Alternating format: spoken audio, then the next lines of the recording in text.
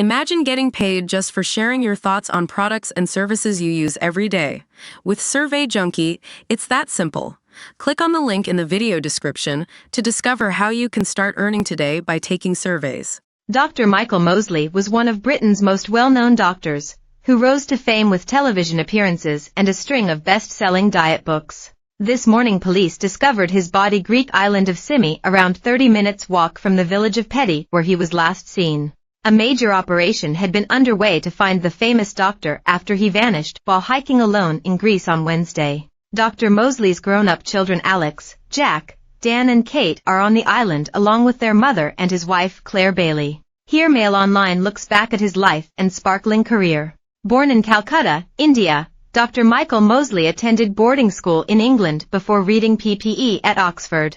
His father worked as a banker in Hong Kong and the Philippines, and he said it was part of the overseas banking culture for parents to send their children to boarding school. But Dr. Mosley told the Sydney Morning Herald in 2019 that his mother Joan was heartbroken at sending him away and said she would rather have kept him and his older brother John at home. He told the paper his mother imbued all her children with strong ethical views. The doctor said he was taught as a child that his family was very privileged and we owed it to society to give something back. In his personal life, Dr. Mosley revealed his first kiss happened at the age of 14 during a summer romance with a girl in Hong Kong. Dr. Mosley never tried smoking as a teenager, revealing to The Guardian in 2016, "My dad offered me something like £100 when I was about 11 if I didn't smoke before I was 18. It seemed like an inordinately large sum of money, so I never felt particularly tempted." He tried his hand working as an investment banker before retraining as a doctor. He wrote on his website he realized investment banking wasn't the industry for him before deciding to retrain. He told the British Medical Journal, "I decided then that my primary interest in life wasn't making money for myself or other people. I was passionately interested in what makes people tick. And I actually went into medicine intending to become a psychiatrist."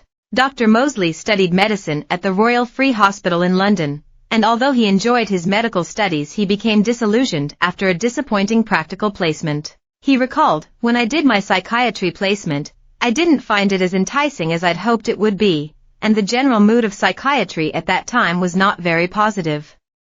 I went into it with huge hopes and beliefs, and then it became more obvious that there were severe limitations to what you could do."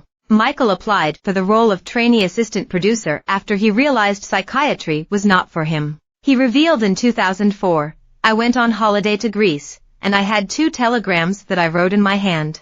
One of them was to say no to the BBC, and the other was to say no to the house job. I sent the one to the BBC, and I felt a tremendous sense of loss. Then I sent another telegram saying, I've changed my mind." When Dr. Mosley decided to make the career jump he remembered the mixed opinions from his peers. Speaking to The Guardian in 2016, he said, "I discussed it with people in the media before I jumped. And they all said, no, don't do it. It's a terrible thing to go into, you should stick with the noble art of medicine." At ND most of the medics said, go. It sounds much more fun. So I flip-flopped quite a bit. I thought I would do it for a year or 2 and see if it suited me, and I found that it did. Dr. Mosley made a string of science and history documentaries over 25 years, rising to become a presenter and an executive producer at the corporation. In his journalistic career he has worked alongside the likes of John Cleese, Jeremy Clarkson, Professor Robert Winston and Sir David Attenborough. He devised and was executive producer on 3 of the most popular science and history programs of the past decade: Pompeii, The Last Day, Supervolcano, and Krakatoa. He eventually transitioned over to presenting instead of producing after discussing a new idea with Channel 4, who asked him, "Yes, but who'll present?" And he replied, "I have no idea." But the broadcast shot back, "Why don't you do it?" The mixture of his medical and media training proved to be a winning combination. As a presenter he made a dozen series for the BBC, including Medical Maverick.